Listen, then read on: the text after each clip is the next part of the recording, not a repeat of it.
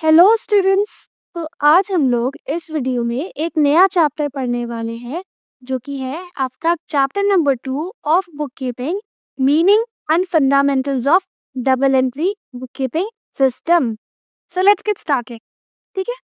सबसे पहले आप लोगों को समझना होगा कि अकाउंटिंग सिस्टम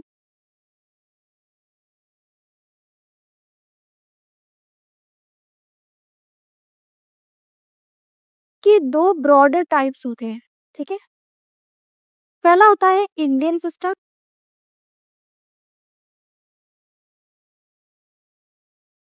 और दूसरा होता है इंग्लिश सिस्टम।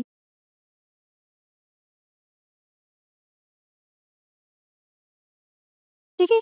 तो इंडियन सिस्टम क्या होता है? इंडियन सिस्टम को हम लोग और एक नाम से जानते हैं विच इज कन्वेंशनल, पुराना सिस्टम, ट्रेडिशनल सिस्टम। ठीक है। अब इंडियन सिस्टम में आपको कई एग्जांपल्स दिए होंगे, जैसे कि आप टेक्स्ट बुक रीड करोगे तो फर्स्ट चैप्टर में भी उन्होंने बोला था कि देशी नामा, फिर बही खाता। ठीक है। तो ये जो सिस्टम होता था ना, इंडियन सिस्टम, तो इसमें जो अकाउंटिंग होती थी ना वो एजेंट करते थे on behalf of owner, on behalf of owner. अगर आपने काफ़ी हिस्टोरिक मूवीज़ देखी होगी, तो वहाँ पे भी आपको समझ में आएगा कि एक किंग होता था, फिर उसके काफ़ी सारे मिनिस्टर्स, मंत्री होते थे। तो ये किंग का जो अकाउंटिंग है, ये उनके मंत्री लोग करते थे। तो इसलिए ओनर का जो अकाउंटिंग है, वो उनके एजेंट, उनके बिहाफ़ पे करते थे। ठीक है? तो हमारे लिए बस इतना ही जानना ज़रूरी है कि इंडियन सिस्टम कन्वेंशनल सिस्टम है और agents used to do accounting on behalf of owners, बस इतना ही। हमारे लिए इम्पोर्टेंट है इंग्लिश सिस्टम। अब इंग्लिश सिस्टम के लिए ना 2 टाइप्स दिए आपके टेक्स्ट बुक में। पहला है सिंगल एंट्री और दूसरा है आपका चैप्टर का hero which is double entry. ठीक है? सिंगल एंट्री क्या होता है? डबल एंट्री क्या होता है? डबल एंट्री तो हम लोग इस चैप्टर में पढ़ेंगे, सिंगल एंट्री आपको आगे के चैप्टर्स में है, तो वहाँ पे भी आप पढ़ोगे। तो पहले बात कर लेते हैं सिंगल एंट्री सिस्टम की, ठीक है? तो सिंगल एंट्री सिस्टम में क्या होता है ना, आप सिर्फ कैश अकाउंट या पर्सनल अकाउंट रिकॉर्ड करते हो। क्या होता है ये मैं आपको जब चैप्टर में आएगा ना तभी पढ़ाऊँगी। फिलहाल के लिए आप ये याद रखो, सिंगल एंट्री सिस्टम एक incomplete, unscientific type of accounting system है, जहाँ पे आप सिर्फ कैश और पर्सनल ट्रांज़ैक्शंस रिकॉर्ड करते हो। आपको सिर्फ इतना ही जानना है सिंगल एंट्री के बारे में इस चैप्टर में, तो मैं उतना ही आपको बता रही हूँ। आगे के चैप्टर में आपको डिटेल में पढ़ाने वाली हूँ मैं सिंगल एंट्री सिस्टम क्या होता है, उसमें रिकॉर्डिंग क्या होती है, तो तब हम लोग अच्छे से सीखेंगे। पर हम लोगों को इस चैप्टर में डबल एंट्री के बारे में पढ़ना है, तो उसके ऊपर ज़्यादा फोकस करते हैं, ठीक है? सो डबल एंट्री सिस्टम एक साइंटिफिक सिस्टम है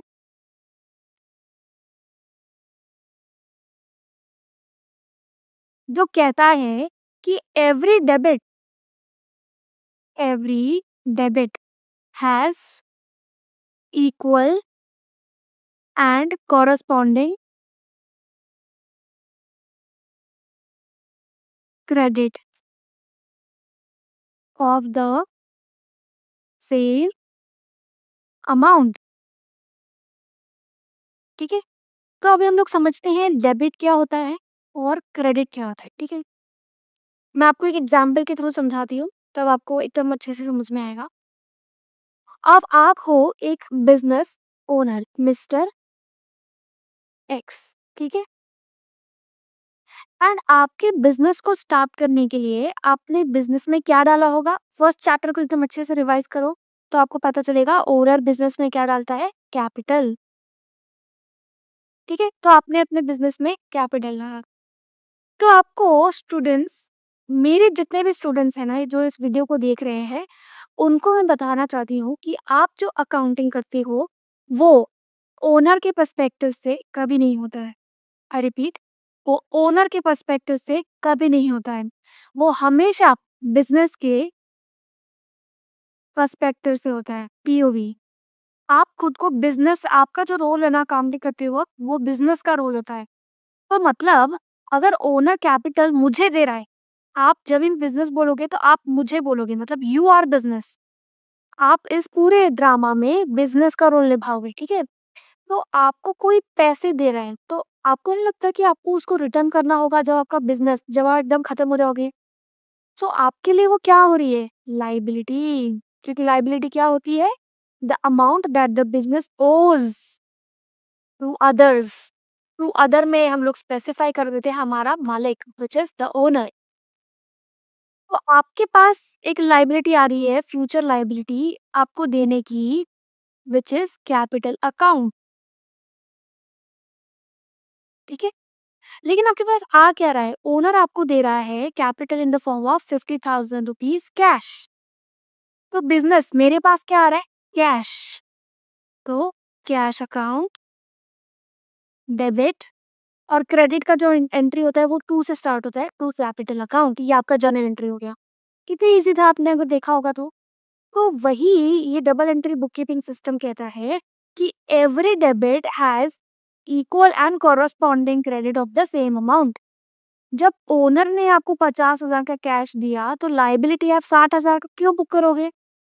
जब ओनर का ही उसने आपको पैसे 50,000 दिए तो आप भी उसको बिज़नेस बंद होते वक़्त 50,000 ही लौटाओगे और ना कि 60,000। अब चलो आगे बढ़ते हैं with the types of account, ठीक है? अब यहाँ पे कई टाइप्स होते हैं। उससे पहले मैं आपको बता दूँ डेबिट क्या होता है? डेबिट का ना डेफिनिशन होता है left hand side side of an account and credit का मतलब क्या होता है? Right hand side side of an account. तो ये जो इतना महान सिस्टम बनाया, इसको किसी व्यक्ति ने बनाया होगा। उस व्यक्ति का नाम है लुका दी बार्गो पैसियोली,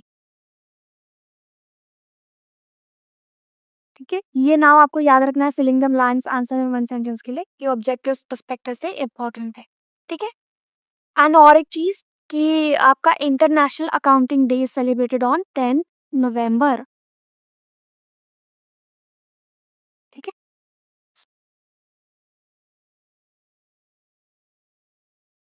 नवंबर, ठीक है? अब आगे बढ़ते हैं with the types of account जो मैं आपको बता रही थी। अकाउंट्स एंड इट्स टाइप्स, ठीक है? तो अकाउंट्स के ना 3 टाइप्स होते हैं। ये आपको बहुत इंपॉर्टेंट है, अच्छे से समझो क्योंकि आपको क्लासिफिकेशन ऑफ अकाउंट्स आएगा। आपको अकाउंट दिया जाएगा और उसको बोला जाएगा कि आप इसको क्लासिफाई करो इनटू ये 3 broader categories personal account, real account और नॉमिनल अकाउंट, ठीक है? तो आपको इन तीनों में बाइफरकेट करना होगा।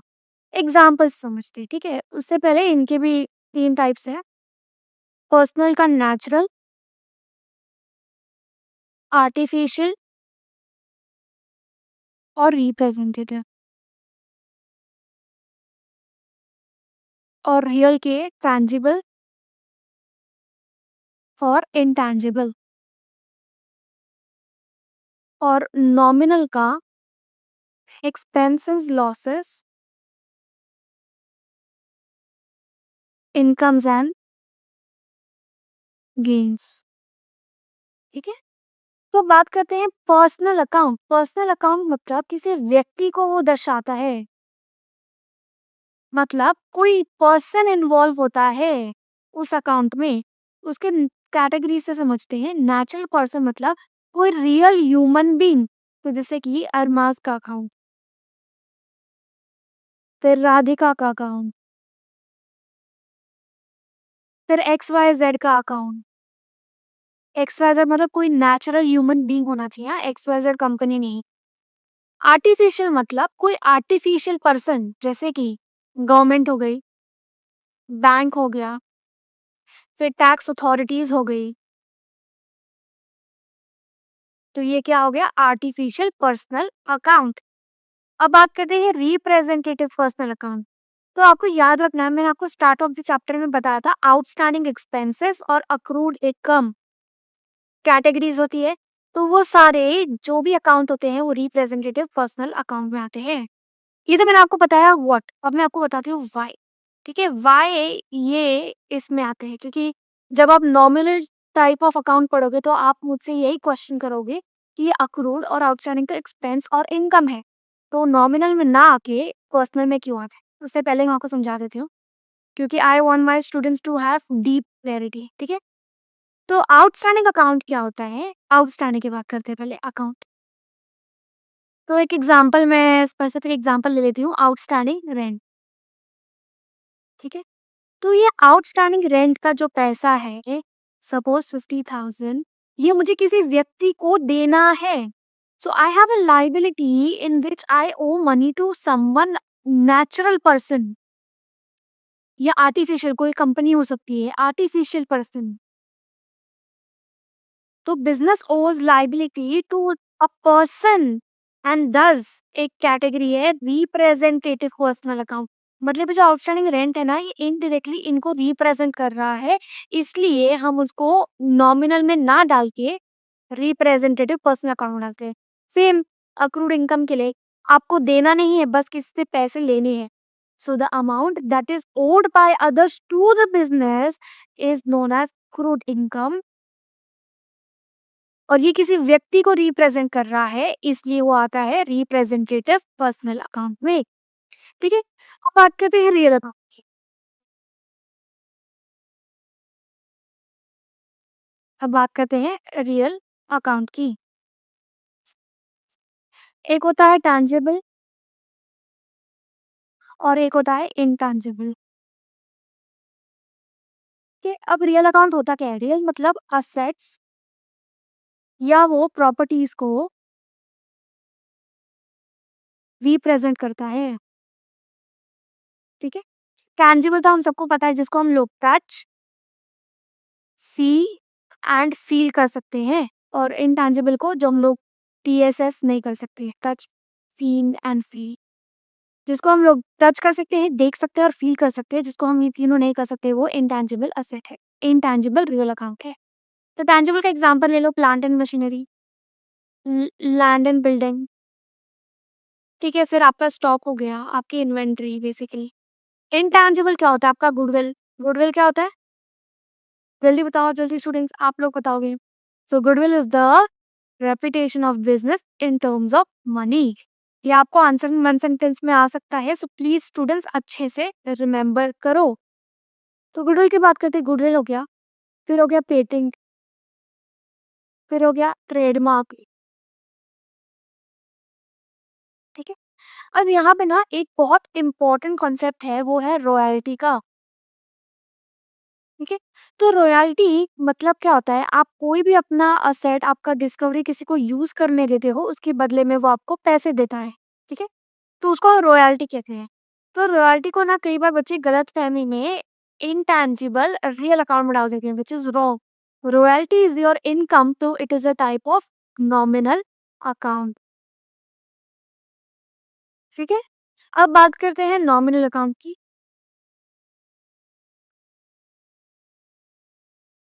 नॉमिनल अकाउंट, इसके दो टाइप्स है, expenses and losses, income and gains. ठीक है, एक्सपेंसेस एंड लॉसेस क्या होता है? आपके सारे खर्चे और आपका नुकसान। ठीक है, और इनकम एंड गेन्स क्या होता है? आपका सब कमाई क- ठीक है, और आपका मुनाफा। मुनाफा।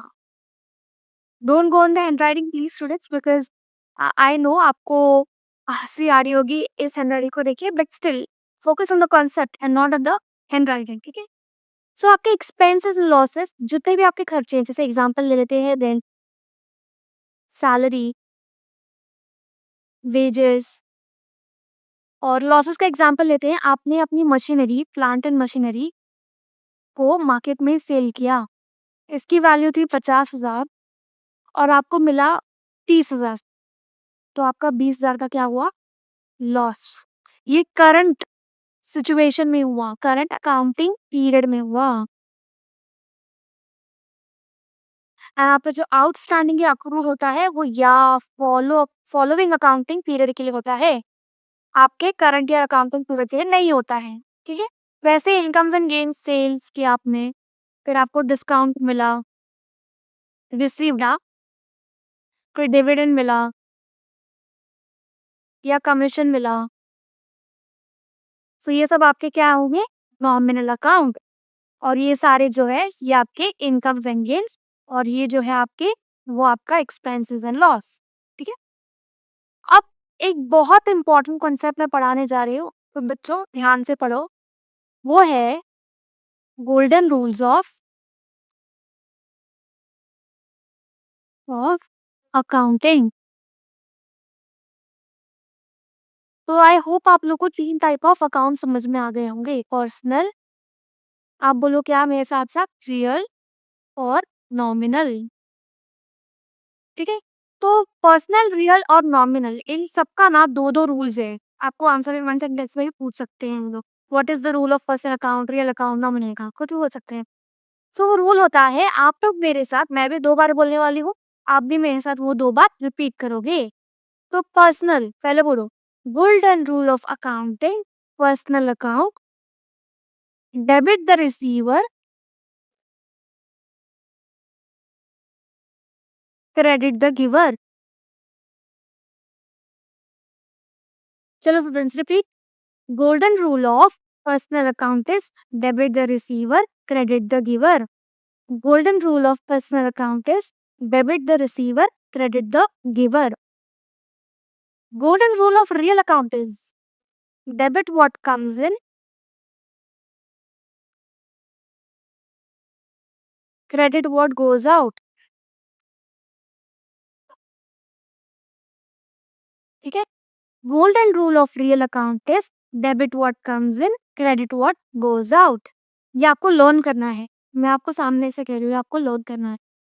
And similarly for nominal account it is debit all expenses and losses, credit all incomes and gains.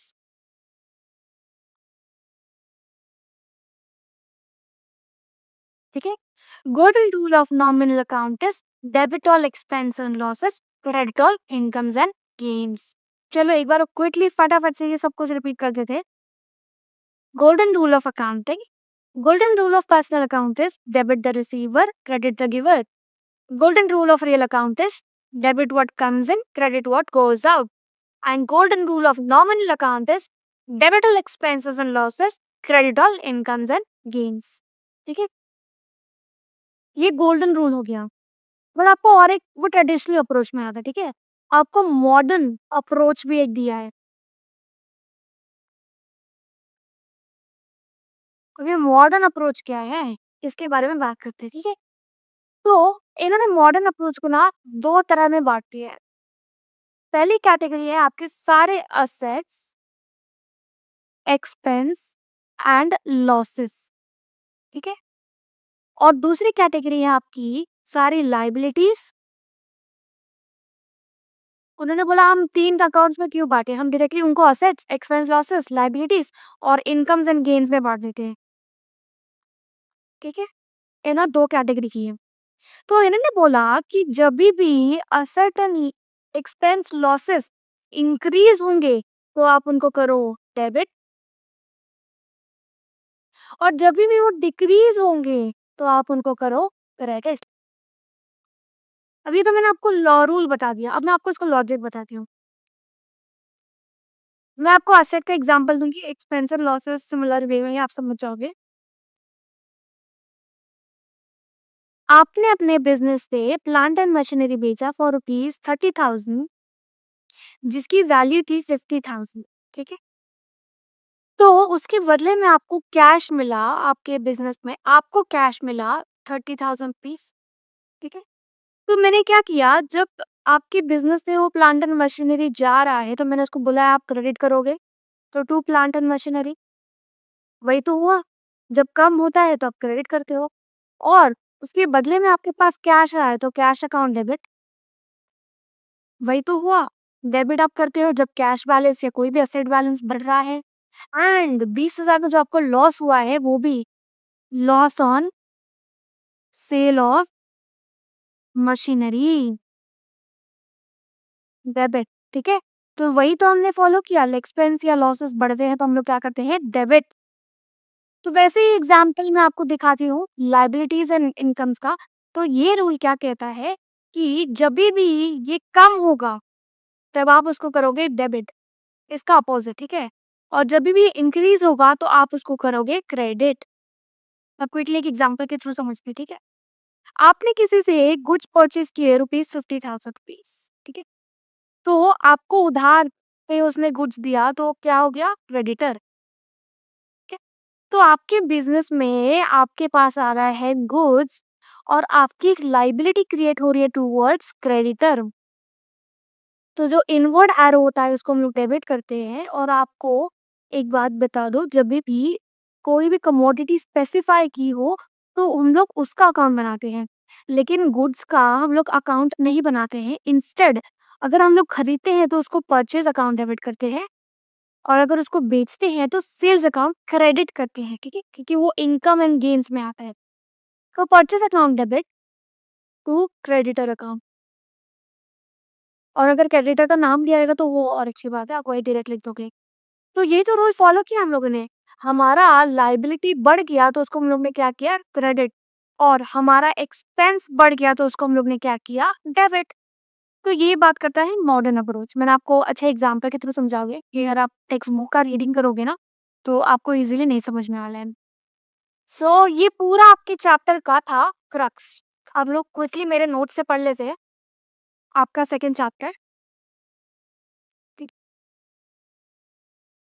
और ये चैप्टर का ना स्टूडेंट्स वेटेज है 10 मार्क्स। तो उस हिसाब से आपको पढ़ना होगा। ठीक है?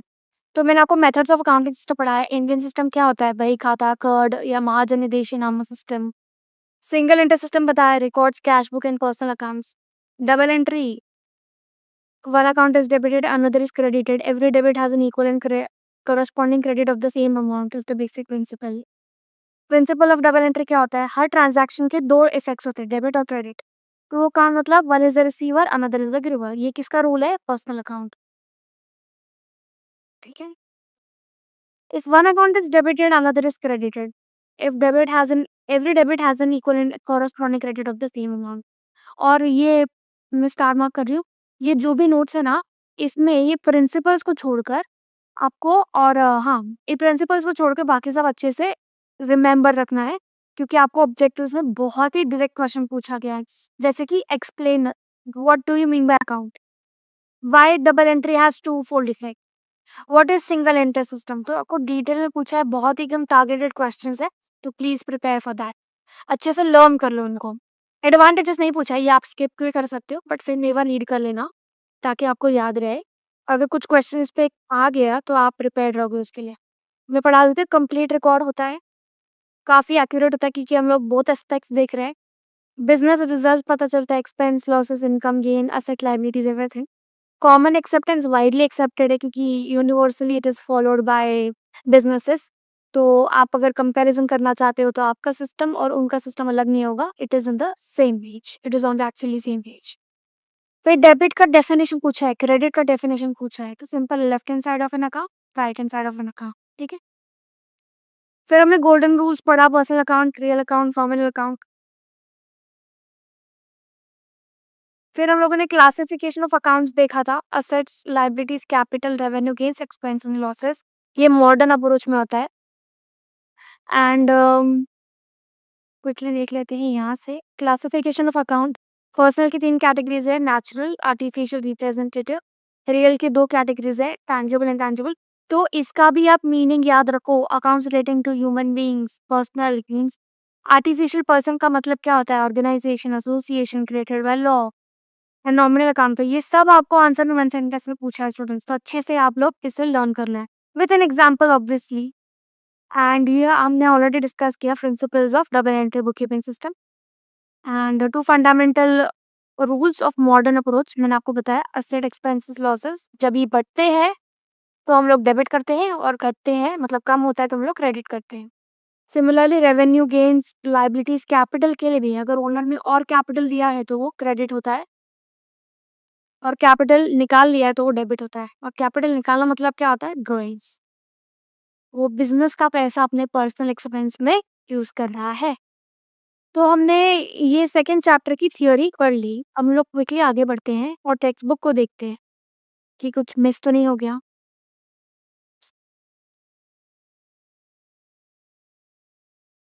तो हमने ऑलरेडी देखा ये सेकंड चैप्टर है which is important for 10 marks. ठीक है, फर्स्ट चैप्टर 5 मार्क्स के लिए इम्पोर्टेंट है।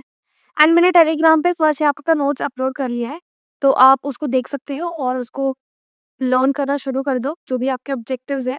कोई भी डाउट रहेगा तो प्लीज कमेंट कर देना, I will be happy to address.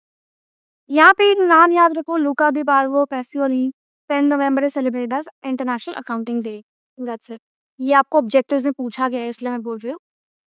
Then हमने पढ़ा इंडियन अकाउंटिंग सिस्टम क्या होता है, English system, single entry, double entry. इसका भी डेफिनेशन, बेसिक डेफिनेशन आप लर्न कर लेना, मेरे नोट्स में है, आप उसको अच्छे से लर्न कर लेना। फिर ये लर्न करने की ज़रूरत नहीं, ये भी करने की ज़रूरत नहीं, ये भी करने की ज़रूरत नहीं है। हाँ, अकाउंट का डेफिनेशन आपको डायरेक्ट स्ट्रेट फॉरवर्ड एक आंसर है 1 सेंटेंस में पूछा है, तो आप इसको लिख सकते हो जीआर बैटली बॉय का, बस ये लर्न कर लेना आप एक। एंड हाँ, ये तो काफ़ी important part of the chapter है, इसके ऊपर काफ़ी सारे क्वेश्चन पूछे गए हैं।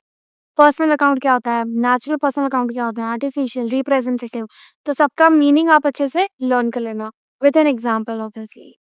फिर आपको पूछा गया है इम्पर्सनल अकाउंट में real account, real tangible, intangible, nominal account, debit credit का डेफिनेशन पूछा गया है। Then golden rules of accounting पूछे हैं, आंसर इन वन सेंटेंस है। तो ये आप 2 से 3 बार रिपीट करोगे तो आपको लर्न हो जाएगा। हाँ, अब हम लोग बात करते हैं with the actual journal entries. ठीक है, मैं आपको अच्छे से समझाऊंगी, आपको एकदम अच्छे से समझ में आएगा। बात करते हैं commenced business with cash rupees 20,000। तो मैं कौन हूँ? मैं हूँ बिजनेस। मेरे पास क्या आ रहा है? मेरे पास कैश आ रहा है। कितना कैश आ रहा है? 50,000। तो जो आपके पास इनवर्ड एरो होता है ना, उसको आप डेबिट करते हो और जो आउटवर्ड एरो होता है ना, उसको आप क्रेडिट करोगे। ठीक है, और क्रेडिट हमेशा 2 से स्टार्ट होता है, ये याद रखना। तो अगर ओनर आपको पैसे दे रहा है तो आपके ऊपर एक लायबिलिटी आ रही है कि जब आपका बिजनेस बंद होगा तो आपको ओनर को पैसे लौटाने होंगे, तो इसलिए हम लोग अभी से लायबिलिटी बुक करेंगे, which is to capital account. Purchased goods on credit from Ajay rupees 10,000। तो आपके बिजनेस में गुड्स आ रहे हैं एंड मैंने बोला अगर कमोडिटी स्पेसिफाई नहीं है तो हम लोग परचेज अकाउंट को डेबिट करते हैं और अगर हमने बेचा है तो हम लोग सेल्स अकाउंट को क्रेडिट करेंगे। तो हमने परचेज किया है, ठीक है, तो इनवर्ड आरो परचेज अकाउंट हो गया मेरा। लेकिन पैसे दिए हैं क्या? क्या मेरे बिज़नेस से मैं कैश दे रही हूँ क्या? नहीं, ये मैंने उधारी पे लिया है। तो तू किसके पास मेरे पैसे, किसको पैसे देने हैं? किससे मैंने उधार लिया है? कौन है मेरा क्रेडिटर? वो है आपका अजय अकाउंट। अकाउंट 10 के 10 के, ठीक है? Next is cash sales. तो आपके पास बिज़नेस में आ रहा है कैश, उसके बदले में आपके बिज़नेस से जा रहा है गुड्स। और कुछ अगर स्पेसिफाइड नहीं है तो हम लोग सेल्स अकाउंट क्रेडिट करते हैं। तो to sales account cash account debit to sales account. Received commission, आपकी बिजनेस में आ रहा है पैसे, कैश अकाउंट डेबिट। और किसकी बदौलत आ रहा है? क्या है आपका income, which is to commission received account. ठीक है, नेक्स्ट इज पेड रेंट। तो आपके बिजनेस में आ रहा है एक एक्सपेंस, रेंट। आपने किसी की बिल्डिंग यूटिलाइज की होगी या कुछ घर यूटिलाइज किया होगा या इंफ्रा यूटिलाइज किया होगा, उसके बदले में आपने यूटिलाइज़ किया तो ये आपको सर्विस मिली है। You have received, you are the receiver of this service. तो इसके बदले में आप दे रहे हो कैश। तो current account debit to cash account 700, 700। ये आपकी थी 5 जर्नल एंट्रीज़। सो आप भी स्टूडेंट्स जब सॉल्व करोगे ना तो इनवर्ड एरो, आउटवर्ड एरो बनाओ तो आपको अच्छे से समझ में आएगा। आप देख सकते हो ये है उसका आंसर। ठीक है? Let us move ahead with the next journal entries. हाँ, स्टार्टेड बिज़नेस विद कैश। अब स्टूडेंट्स आप मुझे थोड़ा सोचो, 2 सेकंड सोचो एंड देन मैं आपको आंसर बताती हूँ उसका क्या होगा। स्टार्टेड बिज़नेस विद कैश मैं यहाँ पे सॉल्व कर रही हूँ, मैं कुछ बोलूँगी नहीं, आपको समझना है, ठीक है?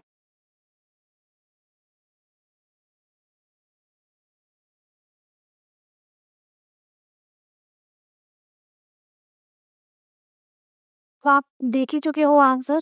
Cash account debit to capital account. इसमें ओनर का नाम हम लोग नहीं लिखते हैं, ठीक है? Next is purchased machinery on credit from Avinash. ये भी आप सोचो, मैं तब तक इनवर्ड और आउटवर्ड एरो ही बना रही हूँ।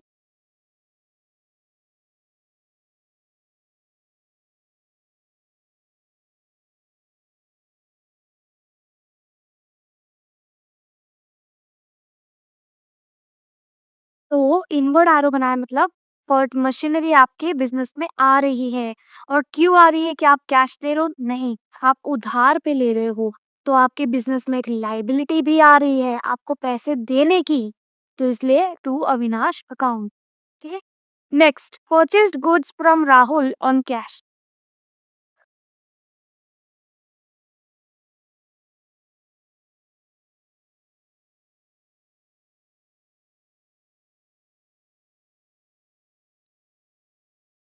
स्टूडेंट्स ये रहा आपका तीसरा entry, purchase account debit to Rahul account. एक और बार बोलती हूँ, तीसरा एंट्री है purchase account debit to Rahul account. नहीं, अगर आपने इस बात पे ध्यान नहीं दिया है तो मैं आपको बता दूं राहुल अकाउंट नहीं आएगा, क्योंकि मेरे पास लाइबिलिटी नहीं आ रही है, मैंने ऑलरेडी पैसे कर दिए हैं। तो यहाँ पे राहुल अकाउंट नहीं आएगा, टू कैश अकाउंट। ठीक है? तो आपको ध्यान से रीड करना है कि आपके पास लाइबिलिटी आ रही है या आपके बिजनेस से पैसे जा रहे हैं। ठीक है? नेक्स्ट बात करते हैं, sold goods to Aniket on credit.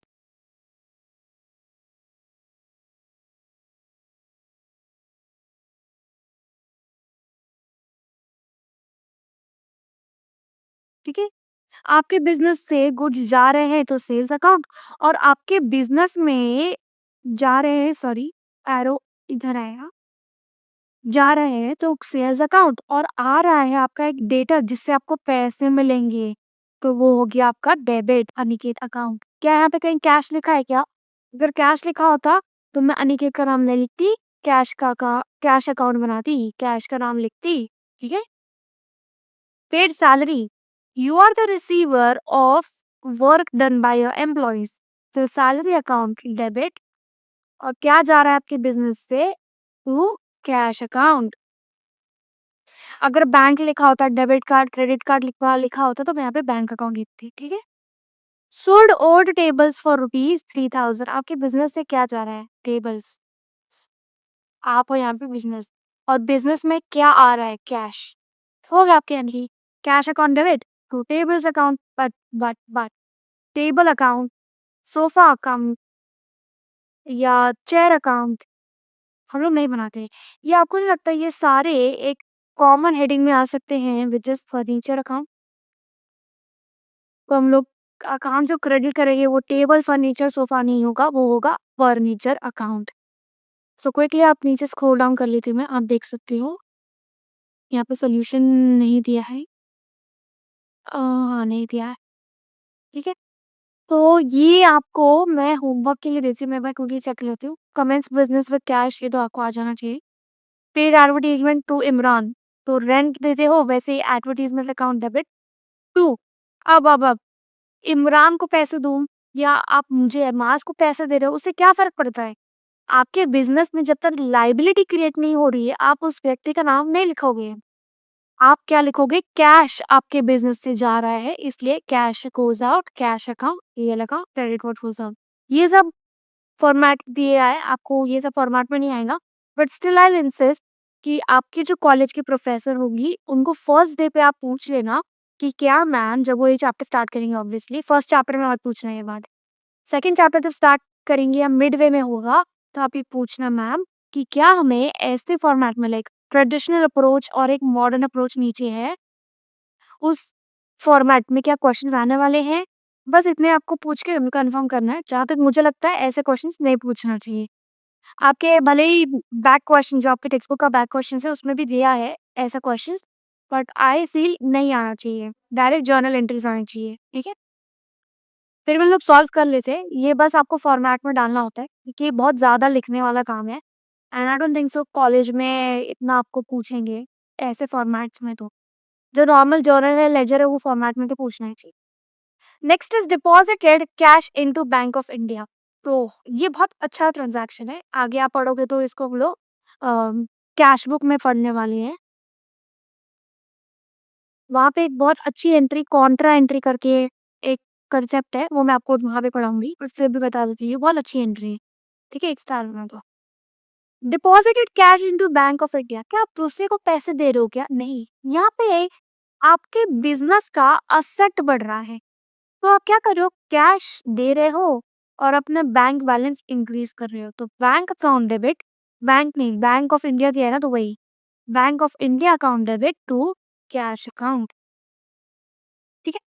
Purchase goods from सुने, ये तो आपको समझ में आ गया होगा। परचेज़ किया है तो परचेज़ डेबिट होगा और अगर पैसे नहीं दिए हैं तो to Sonal account. Next, sold goods for cash. तो आपके बिज़नेस में क्या आ रहा है? कैश। और आपके बिज़नेस से जा क्या रहा है? टू गुड्स, नहीं टू सेल्स अकाउंट।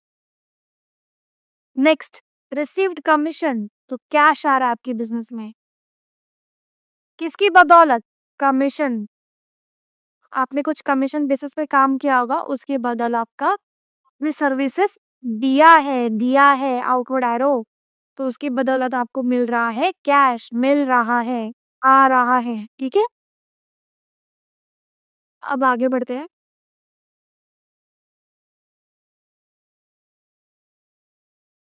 हुँ, ये तो आपको समझ में आ गया होगा, cash account debit to capital account, ये भी समझ में आ गया होगा। देना bank account debit to cash account, ना ये इम्पोर्टेंट है, ये अलग तरह की एंट्री है। ये क्या कह रहा है? Withdraw cash for personal use. मैंने आपको बताया था पर्सनल यूज़ के लिए जब भी आप पैसे खर्च करते हो, तो उसको ड्रॉइंग्स बोलते हैं। तो आपने पैसे निकाले, तो बिज़नेस से क्या गया? कैश। किसकी वजह से गया? ड्रॉइंग्स। ड्रॉइंग्स आपको कोई सर्विस मतलब बिज़नेस को तो ड्रॉइंग से कोई फ़ायदा हुआ नहीं, लेकिन प्रोप्राइटर को हुआ ना, तो इसलिए हम लोग प्रोप्राइटर का एक एक्सपेंस बुक करते हैं अपने अकाउंट में, वो सिर्फ़ होता है ड्रॉइंग्स। तो drawings account debit to cash account, ठीक है? क्विकली आगे बढ़ते हैं। Purchase goods from Mandar, purchase account debit to Mandar account. Paid salary, salary account debit to cash account. Received interest, business में आ रहा है कैश, किसकी बदौलत? टू इंटरेस्ट अकाउंट, ठीक है? आपने लोन दिया होगा, तो उसकी बदौलत आपको इंटरेस्ट मिल रहा है, या आपने डिबेंचर्स इश्यू किए होंगे, उसकी बदौलत आपको इंटरेस्ट मिल रहा है, ठीक है? क्लासिफिकेशन ऑफ अकाउंट्स में हम लोग ने करी है, ये वही रूल्स हैं। इंक्रीज़ होता है तो डेबिट, डिक्रीज़ क्रेडिट, ठीक है? ये हमने डिस्कस किया है। Sanjay commenced business with cash, cash account debit to capital account. Rent paid cash, cash आ गया तो इसको नाम को तो पहले क्रॉस करने का। कैश आ गया तो मतलब कैश पे ही ध्यान रखने का, तो आपने रेंट पे किया है, तो रेंट अकाउंट आपका एक्सपेंस हो गया और बिज़नेस से क्या जा रहा है आपका? कैश, ठीक है?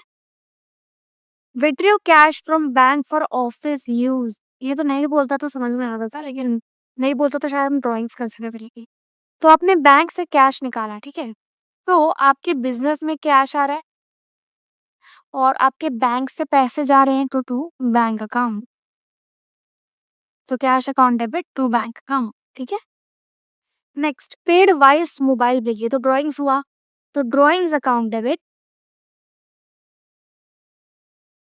Account debit to cash account, ठीक है? Drawings account debit to cash account, understood? Next purchase goods from Sunil ₹13,000 purchase account debit to Sunil account. अगर कैश मेंशन किया होता तो मैं सुनील नहीं लिखती, कैश। ठीक है। रिसीव्ड कमीशन, ये तो भाई रिपीट वाली एंट्री हो रही है। एक cash account debit to commission account. ये तो काफी इजी है, ये तो आपको आ जाएगा। टेलीफोन बिल आपने पे किए, ये भी आपको आ जाएगा। ये आपका एक्सपेंस है, बिजनेस से कैश जा रहे हैं। गुड्स परचेज, ये अभी आपको आ जाएगा। Purchase account debit to cash account. Sold goods to Manoj, Manoj account debit to sales account. क्यों? क्योंकि यहाँ पे कैश इन्वॉल्व नहीं है, इसलिए मैं मनोज का नाम लिखूंगी। मनोज मेरा क्रेडिटर है, मनोज मेरा डेटर है, तो मनोज से पैसे लेने हैं। किसकी बदौलत? सेल्स की बदौलत। ठीक है, मैं यहाँ पे बी को इंक्लूड कर बी मतलब business. Purchase machinery, purchase machinery from Suresh on credit.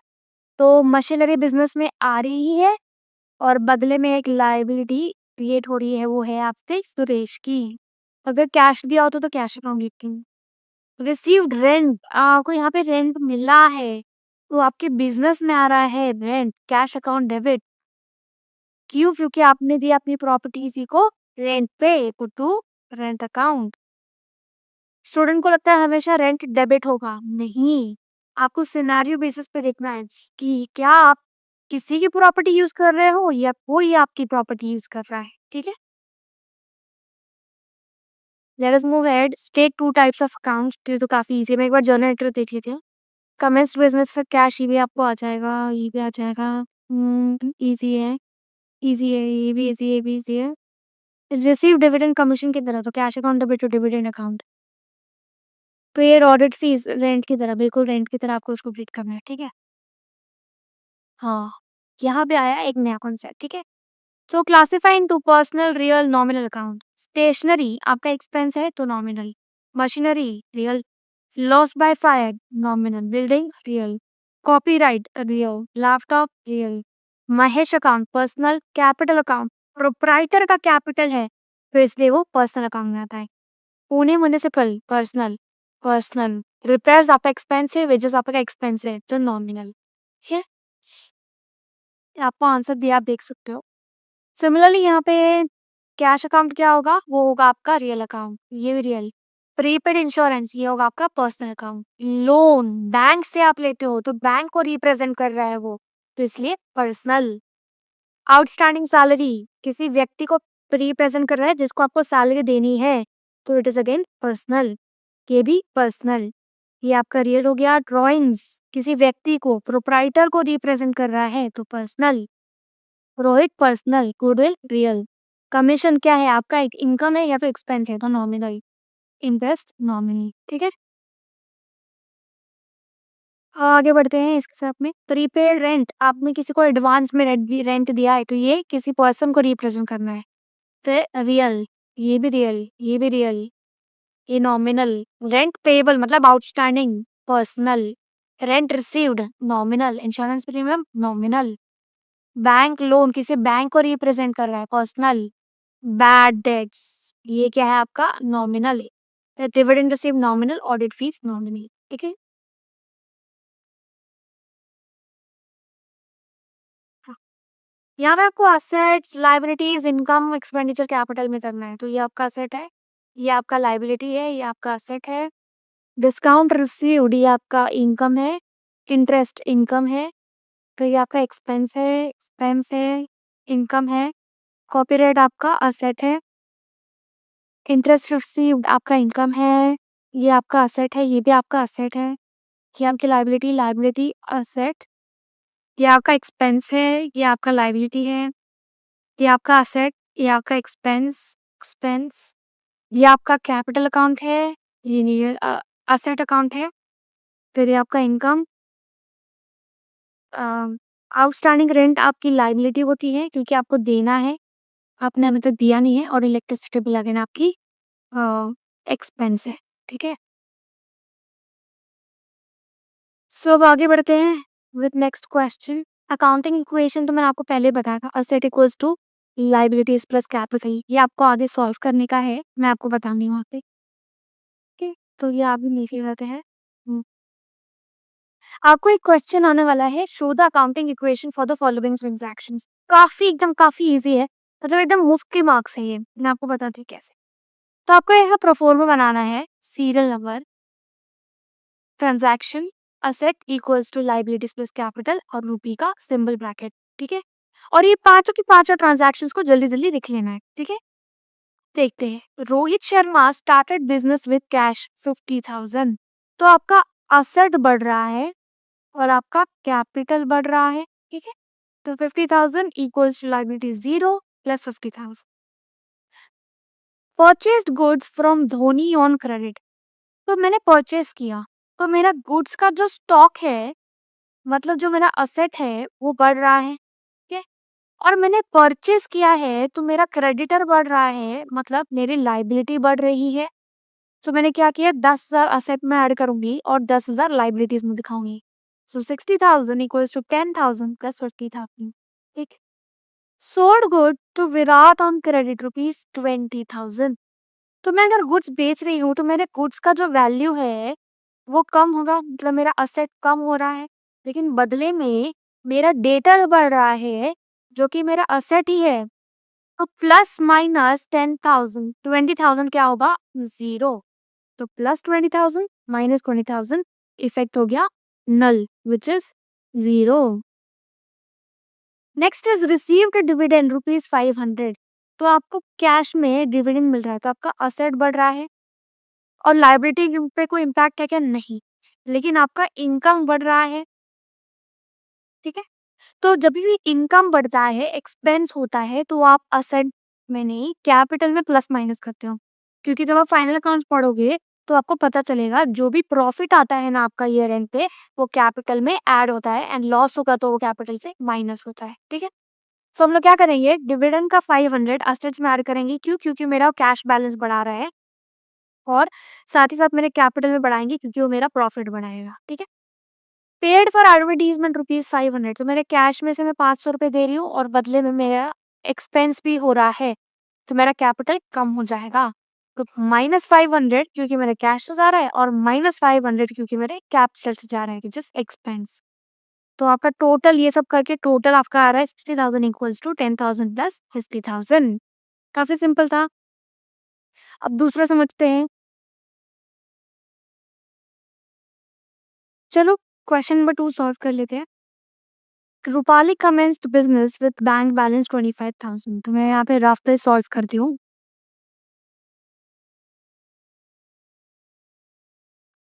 ठीक है। तो मेरा 25,000 से बैंक का बैलेंस बढ़ रहा है, तो मेरा असेट बढ़ रहा है, और साथ ही साथ मेरा कैपिटल भी आ रहा है बिजनेस में, तो 25,000, ठीक है। Next, purchase machinery for cash, machinery खरीदने से मेरा मशीनरी का बैलेंस बढ़ रहा है, मतलब मेरा असेट बढ़ रहा है, लेकिन मशीनरी खरीदने के लिए जो मैंने कैश दिया है उससे मेरा कैश का बैलेंस कम होगा, एंड असेट का बैलेंस भी कम होगा। तो ये बढ़ रहा है, कम हो रहा है, मतलब इसका इम्पैक्ट होगा nil. Bought goods from Swara worth rupees 3,000, bought goods मतलब मेरे स्टॉक का वैल्यू बढ़ रहा है जिससे मेरा असेट बढ़ जाएगा, लेकिन स्वरा से मैंने उधारी पे लिया है, तो मेरा क्रेडिटर बढ़ जाएगा और मेरा लाइबिलिटी भी बढ़ेगा। तो यहाँ पे आएगा 3,000 प्लस करने के लिए, और यहाँ पे आएगा 3,000, ठीक है। तो अब आपका एंट्री क्या हो जाएगा, 28,000 इक्वल्स टू 3,000 प्लस 25,000, ठीक है। अब नेक्स्ट देखते हैं। पेड फॉर सैलरीज रुपीज 3,000, तो मेरा कैश से पैसे जा रहे हैं, तो मेरा असेट कम होगा, एंड क्योंकि सैलरी मेरा एक्सपेंस है तो कैपिटल से भी कम होगा, ठीक है। सो लेस करेंगे 3,000 और यहाँ से 3,000, तो अब हम लोग देखेंगे 25,000 इक्वल्स टू 3,000 प्लस 22,000, ठीक है। अब नेक्स्ट, रिसीव्ड इंटरेस्ट रुपीज 200, तो कैश बढ़ेगा, असेट बढ़ेगा, और कैपिटल क्योंकि ये मेरी इनकम है तो इसलिए कैपिटल ही बढ़ जाएगा, तो प्लस 200, ये नील हो जाएगा और ये 200, तो मेरा क्या फाइनल आंसर आएगा, 25,200 equals to 3,000 plus 22,200। Quickly answer देख लेते हैं। 25,200 इक्वल्स टू 3,000 प्लस 22,200, ठीक है। तो इन द सिमिलर लाइन अगर आपको ये दोनों क्वेश्चन समझ में आ गए हैं तो ये तो काफी इजी है, मतलब काफी ज्यादा इजी, फ्री के मार्क्स हैं। वैसे यहाँ पे भी विथ कैश 90,000, ये आप देख सकते हो। असेट बढ़ रही है और मेरा कैपिटल आ रहा है बिजनेस में तो 90-90। Purchase motor car on credit from Honda and company, तो मेरा असेट बढ़ रहा है और मेरी लायबिलिटी बढ़ रही है।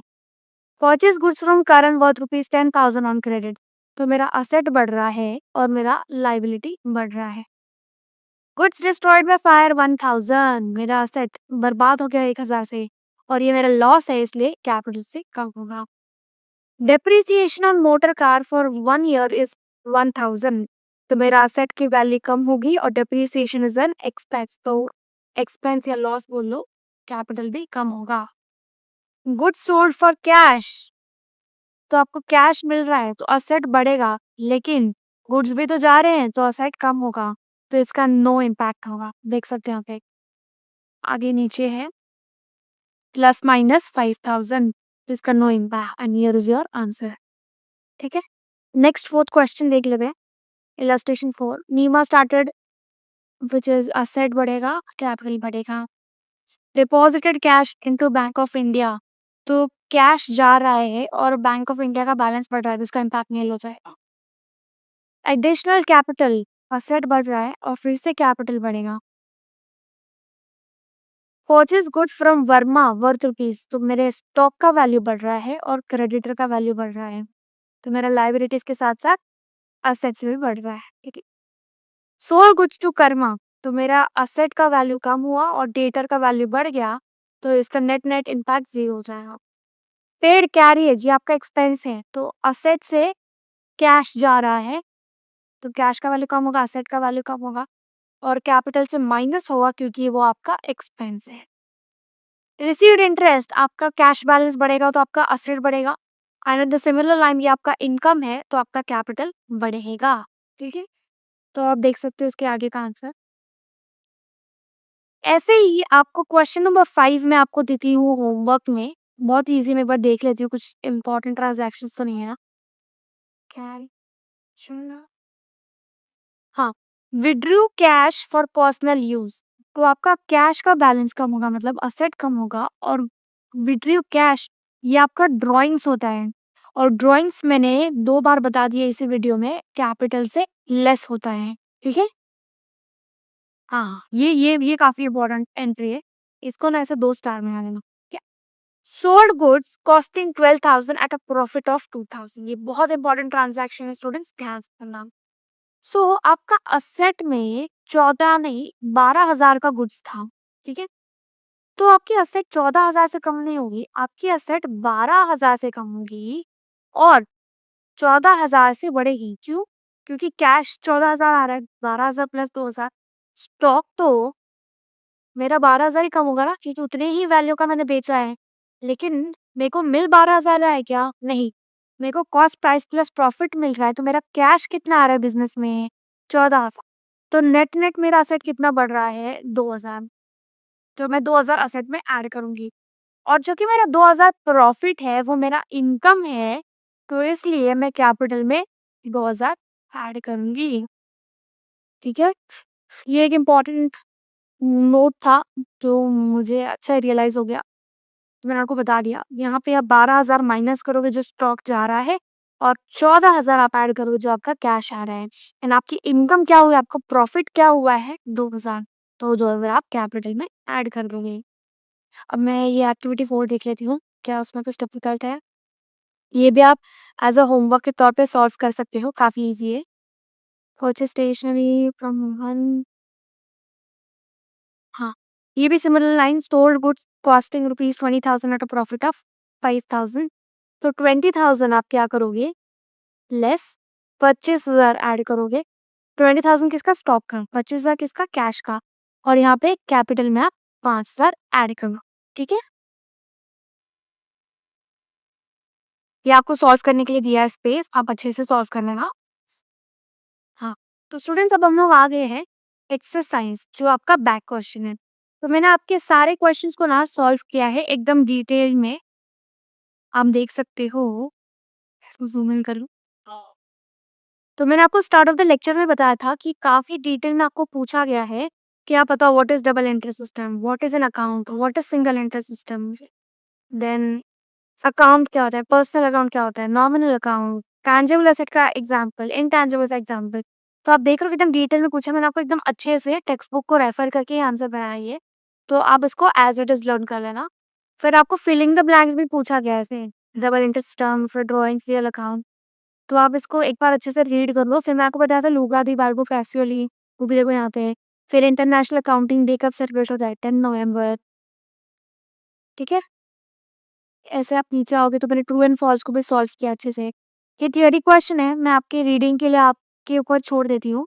इसका भी नोट्स मैं जैसे ही यूट्यूब पे लेक्चर लाइव होगा, मैं उसी दिन टेलीग्राम पे जो इसका लिंक मैं आपको इसी चैनल पे डिस्क्रिप्शन में मिल जाएगा या इस वीडियो के डिस्क्रिप्शन में भी मिल जाएगा।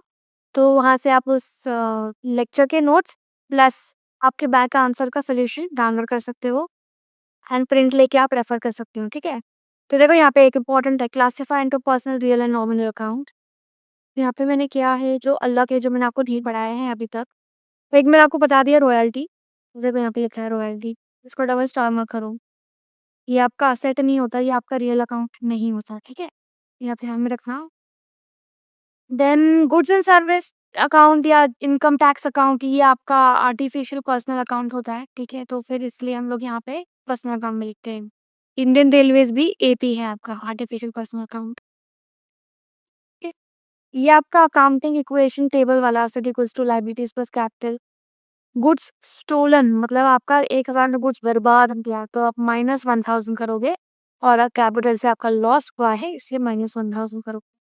फिर बाकी तो इजी है, आपको अगर इसके पहले का लेक्चर का पार्ट समझ में आया होगा तो इजी है आपके लिए सॉल्व करना।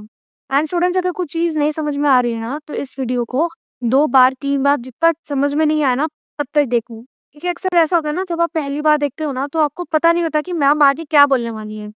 लेकिन जब आप दूसरी बार देखते हो तो आपको पता होता है कि इसके बाद मैम क्या बोलेंगी, तो आपका दिमाग प्रोसेस करना शुरू कर देता है, ठीक है? तो प्रोसेसिंग दिमाग का बहुत इंपॉर्टेंस होता है, तो इसलिए अगर आपको एक बार में नहीं समझ में आ रहा है तो इसी लेक्चर को दोबारा देख लेना, ज़रूर समझ में आ जाएगा। एंड यहाँ पे एग्जांपल पूछा है, इंक्रीज इन एसेट तो डिक्रीज इन एसेट, वो एग्जांपल भी आप देख लो, थ्योरी है। 1-1 मार्क्स की थ्योरी आएगी, उसका कारण आएगा। ये मैंने आपको बताया कि आप मैम को, अपने कॉलेज के प्रोफेसर को ज़रूर पूछना, क्योंकि वही होंगी जो पेपर सेट करेंगी कि ऐसा टेबल में आपको आने वाला है क्या क्वेश्चंस। ये आप पूछ लेना, क्लियर कर लेना। अगर ऐसे टेबल में आ रहा है तो आपको ये फॉर्मेट में बनाना होगा। मैंने सॉल्यूशन में उस फॉर्मेट में दिया है, लेकिन एक्सप्लेनेशन मैंने आपको रियल लाइफ एग्जांपल से किया, जो आप चैप्टर 3 में पढ़ने वाले हो, जर्नल। एंड ये भी 10 मार्क्स के लिए, इतना इम्पोर्टेंस है इसका, ठीक है?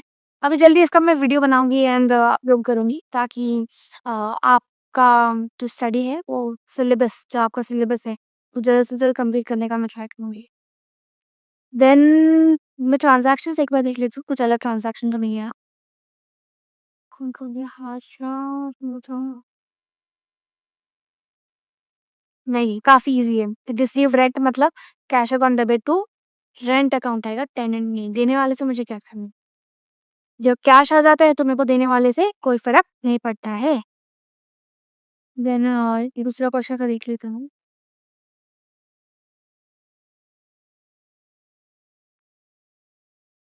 हाँ, ये एक बता दूँ मैं, वैसे तो ये अलग नहीं है, एक्सपेंस का पार्ट है, लेकिन फिर मैं बता देती हूँ। प्रिंटिंग बिल का खर्चा, तो प्रिंटिंग बिल, प्रिंटिंग आपका एक्सपेंस है, या आपने सर्विसेज़ लिया, उसके बदले आप कैश दे रहे हो। तो printing account debit to cash account, ये एक अलग ट्रांज़ैक्शन। फिर अकाउंटिंग इक्वेशन परचेज़ ये तो काफ़ी, मतलब इसमें काफ़ी ईज़ी है, बहुत जल्दी सॉल्व हो जाएगा। आप अपना बस लॉजिक समझ के इसको सॉल्व करो। फिर ये भी काफ़ी ईज़ी है। Then goods on credit from Manoj, cash purchase, casual labour. किसी भी तरह के लेबर को दिया हो, उससे मुझे क्या करना है? वेजेस अकाउंट डेबिट, कोई कैश अकाउंट। कैश मेरा जा रहा है और वेजेस मेरे एक्सपेंस है, तो मैं कैश यहाँ से असेट मेरा कम हो रहा है और एक्सपेंस बुक करना है। हाँ, तो काफ़ी ईज़ी है। So with this students, we have completed this second chapter, जो काफ़ी बड़ा चैप्टर था as compared to first chapter, complete कर लिया है फाइनली। एंड आई होप आप लोगों को समझ में आ गया हो ये चैप्टर का क्रक्स क्या है। देन आपको बाइफरकेट करने आ रहा हो, आप अपने लॉजिक को अप्लाई कर सकते हो इस लेक्चर को देखने के बाद एंड ईज़िली आप सॉल्व कर पा रहे हो। एक बार में नहीं समझ में आ रहा है तो 2-3 बार इस वीडियो को देखो, ज़रूर आपको समझ में आएगा। एंड इन केस अगर इस चैप्टर से कोई भी रिलेटेड डाउट है, तो do comments in the video and I'll definitely address your doubts. So, meet you in the next video with the third chapter, which is journal. काफ़ी interesting and काफ़ी practical chapter है। So, until then, stay tuned, stay healthy, and see you soon.